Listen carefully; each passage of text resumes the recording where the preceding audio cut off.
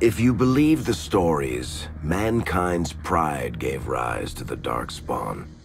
Countless in number and toxic to all life, Darkspawn search endlessly for an archdemon. When they find one, Darkspawn armies surge up from their corrupt barrows beneath the ground, and a blight begins. Grey Wardens are the only warriors capable of destroying an archdemon, and history always honors the one who sacrifices all to kill the beast. In the fifth blight, the Warden was the hero of Ferelden, a dwarven royal, second child of King Endrin Iduken. Framed for a murder and ultimately cast out, the young noble met Duncan, a Grey Warden, who saw the dwarf's potential as a Warden recruit. The allied Ferelden and Grey Warden forces met in Ostagar, where King Kaelin's armies and a host of Wardens gathered, ready to destroy the Darkspawn. But valor turned to despair as Loghain betrayed his king. Kaelin's forces were slaughtered, and the South was lost. The hero, now a full-fledged Grey Warden, survived with the aid of Flemeth, the mysterious witch of the wilds. Joined by Flemeth's daughter, Morrigan, and a Grey Warden named Alistair, the hero set out to build an army strong enough to abolish the Blight. With the traitorous Loghain now seated on Ferelden's throne, the Warden sought help from the influential Arl Eamon of Redcliffe. However, they arrived in Redcliffe to find the town under siege. As each night, undead rose in waves and assailed the battered village. With the hero's help, the people of Redcliffe stood fast against the undead horde. The Wardens reached Arl Eamon's castle only to find the Arl lying at the edge of death, and his court fallen into madness. To save his father's life, Eamon's young son, Connor, had made a deal with a demon, and quickly fallen victim to its possession. The hero intervened, freeing Connor from possession and breaking the demon's hold over Redcliffe. But deals with demons are never straightforward. The demon agreed only to save Eamon's life, not restore him to health. Arl Eamon needed a miracle to recover. The hero located an urn containing the sacred ashes of Andraste, which were said to cure any ailment. The urn was protected by ancient traps, tests of will, and a dragon-worshipping cult that wanted to twist the urn's power to its own ends. The urn remained pure, but mysteriously disappeared after the Wardens departed. Only the temple dedicated to it still stands. With a pinch of the ashes, the hero restored the Arl to health. Informed of Loghain's treachery, Eamon swore his political and military support. The circles of Magi are bound by oath to aid the Grey Wardens in times of blight. However, Lake Calenhad's tower could offer little help. One of its mages, Uldred, had become possessed by a pride demon and was twisting other circle mages into abominations. The hero fought to the top of the tower and defeated Uldred, saving the remaining mages. Grateful for their lives, the mages joined the Warden's army. The allies gained at the circle were not the only soldiers to join the Warden's forces, however. Dalish elves don't usually make alliances, but even deep hatred can be set aside in the face of oblivion. An ancient curse was destroying Ferelden's largest Dalish clans, turning the elves into werewolves. Zathrian, the clan's keeper, claimed that the cure required the heart of the great wolf, Witherfang. Years before, Zathrian himself had afflicted a group of humans with the curse that now ravaged his clan. As long as he lived, the curse endured. The hero freed the werewolves from the long-standing curse, and the Dalish joined the Warden's forces. Blights may happen hundreds of years apart, but the dwarves who live below the surface of Thedas fight Darkspawn every day. No one is better schooled in battling Darkspawn than the warriors of Orzammar, except perhaps their allies of old, the Grey Wardens. The hero arrived in Orzammar in the wake of King Endrin's death to find political factions fighting for control of the dwarven capital. Only the vote of a venerated paragon could break the deadlock to elect a ruler, and order the dwarves to honor their Grey Warden treaty and join the battle against the new blight. The hero set off to find a paragon named Branka, who had disappeared into the deep roads in search of a legendary artifact, the Anvil of the Void, created by the renowned smith Caridin to forge mighty war golems. The hero helped Caridin destroy the Anvil of the Void, along with the dark secrets that could trap a living soul inside a mechanical construct. The hero emerged from the deep roads with a master-forged crown to bestow the Paragon's favor upon whichever rival candidate would be crowned king. Balin, the youngest son of King Endrin who was suspected of foul play, or Haramont, the aging traditionalist backed by the Dwarven Assembly. Lord Haramont claimed the crown of Orzammar. His traditionalist values keep dwarves first in all things, and safely as far underground as possible. With Dwarden's strength now bolstering the Warden's army, the hero had to deal with Loghain so Ferelden could stand unified against the Darkspawn before the Blight swallowed the world.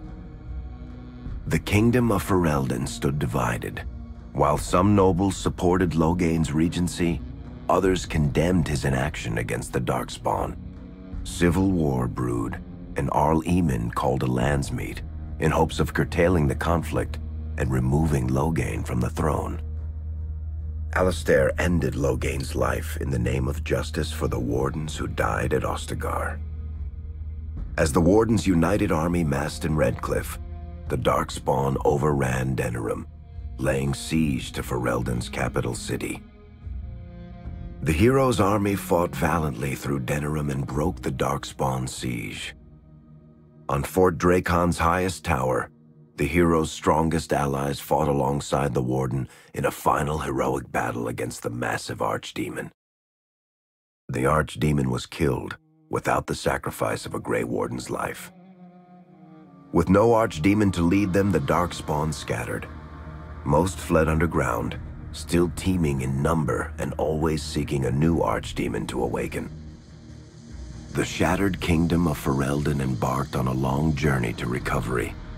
In the Blight's aftermath, strong leadership was crucial. Alistair, half-brother to King Cailan, became Ferelden's new king, and the line of rulers who descended from Calenhad the Great remained unbroken.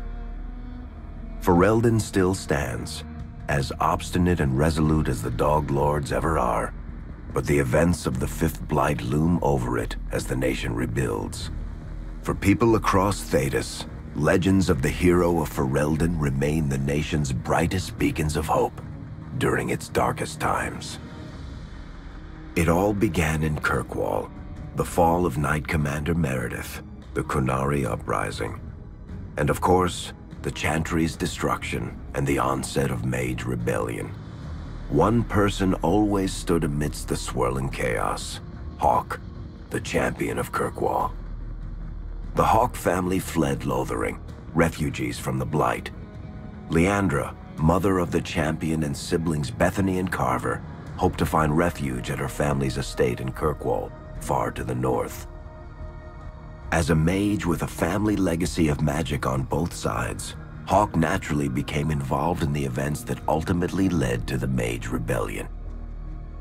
The Hawks escaped the Blight with the help of Aveline Valen, a warrior and family friend.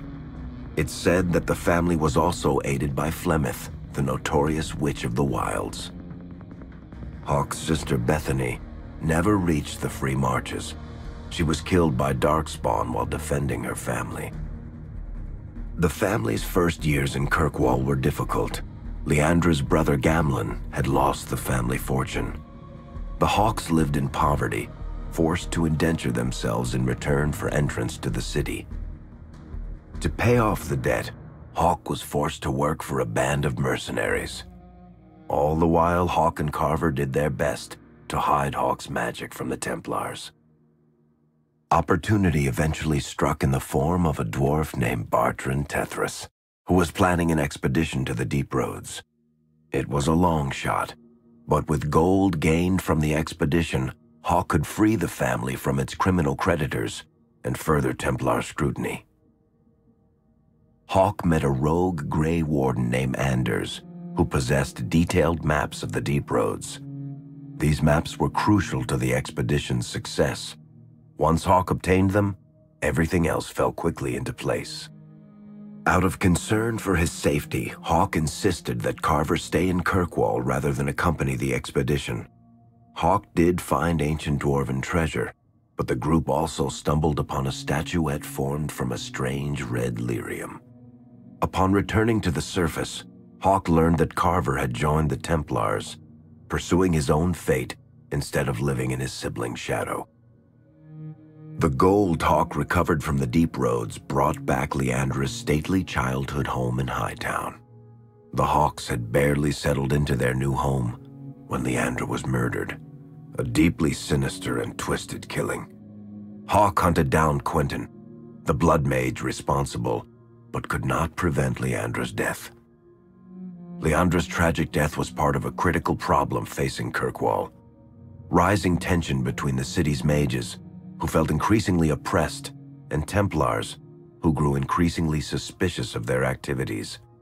Adding to the strain, a large contingent of Kunari had also established themselves in Kirkwall, much to the growing discomfort of the city's rulers.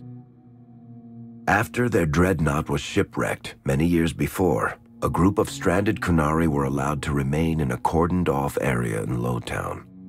As time passed, the Kunari made no effort to return home and offered no explanation about why they remained. Tensions rose to a breaking point. Revered Mother Patrice, convinced the Kunari were a threat to the Chantry's faith, incited violence between the Kunari and the Kirkwall populace. Fearing trouble, Hawk supported Patrice's schemes to drive the Kunari from Kirkwall. Patrice's ultimate act was to orchestrate the murder of Viscount Dumar's son, Seamus, a recent convert to the Qun, and blame the death on the Kunari. After Seamus was murdered, the Arishok of the Kunari group lost patience with the humans of Kirkwall. They would now submit to the Qun or die. The Kunari struck hard and fast. They took the palace in Hightown and beheaded the Viscount to immediately quash any resistance. Aided by Knight Commander Meredith and First Enchanter Orsino, Hawk reached the palace and stood toe-to-toe with the fearsome Kunari leader. Hawk fought the Kunari leader. The fierce battle resulted in the Arishok's death and the liberation of Kirkwall from its brief occupation. The Kunari quickly withdrew from the city entirely. Hawk saved Kirkwall and earned the grudging respect of the city's Templars, mages, and nobility, along with the title that history remembers: the Champion of Kirkwall. Kirkwall's problems were still not over, however. After Viscount Dumar's death, Knight Commander Meredith took power and blocked all attempts to appoint a new Viscount. Under Meredith's command, the Templars tightened their grip on the mages, planning to suppress what Meredith saw as a growing rebellion. Anders, who spent years fighting for justice and freedom for his fellow mages, saw that the time for negotiation was past. He destroyed Kirkwall's chantry, killing hundreds, including Grand Cleric Elthina. This single act began a rebellion that spread from circle to circle, until all circles of Magi had risen up in defiance against Chantry rule. There was no forgiveness for what Anders had done, and he asked for death at Hawk's hands. Hawk fulfilled the troubled mage's final request, and many others died along with Anders that day. Fighting spread swiftly through the city. Some mages rebelled openly, many of them succumbing to possession. Templars turned their swords on mages who rebelled and on those who did not. As First Enchanter Orsino refused to bend to the Templars, Knight Commander Meredith demanded that every mage in Kirkwall be put to the sword. Hawk saved many mages from Templar blades, keeping them from succumbing to possession or the temptations of blood magic. In the end, however, Hawk was forced to strike down Orsino, who had betrayed his own values by resorting to blood magic himself. The battle proved one thing: Knight Commander Meredith had gone mad. Hawk saw the truth of it when Meredith unsheathed her sword, and the red lyrium idol from the deep roads was embedded within it. The blade fueled her hatred and paranoia, as it had for months. After a horrific battle, the red lyrium of the Knight Commander's sword consumed her as she died. Meredith became a statue, her face a frozen mask of horror. Little is known of the champion since that final battle. However, Hawk's story lives on in legend and song. Memories of the indelible changes the champion of Kirkwall brought to the face of Thedas.